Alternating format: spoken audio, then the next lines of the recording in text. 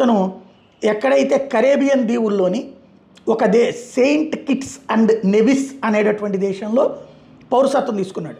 అక్కడ ఆ దేశపు జనాభా ఎంతో తెలుసా? మన మంగళగిరి కంటే చిన్నది, మన తాడేపల్లి లేదా మన రాజధాని ప్రాంతంలో ఉన్న జనాభా కంటే తక్కువ. కేవలం 55,000 జనాభా ఉన్న దేశం, అక్షరాల 55,000. వీళ్ళల్లో 2% మంది ఇండియన్ హిందువులు కావడం ఇంకొక స్పెషల్ అనమాట.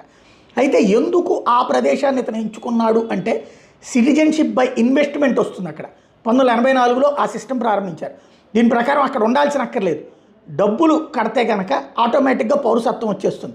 అక్కడ ఏ పరీక్షలు, అక్కడ పౌరసత్వ పరీక్షలు కానీ భాషా పరీక్షలు కానీ ఏం అక్కర్లేదు. ప్లస్ డ్యూయల్ సిటిజన్షిప్ ఉంటుంది, ఆ దేశం సిటిజన్షిప్తో పాటుగా వేరే దేశం సిటిజన్షిప్ కూడా తీసుకోవచ్చు. దీనికి గాను వాళ్ళు ఏం సిస్టమ్ పెట్టారంటే sustainable island state contribution SISC అని ఒక సిస్టమ్ పెట్టుకొచ్చారు. దీని కింద నా అప్లికేషన్ పెట్టుకుంటే $2.5 లక్షలు, అది నాన్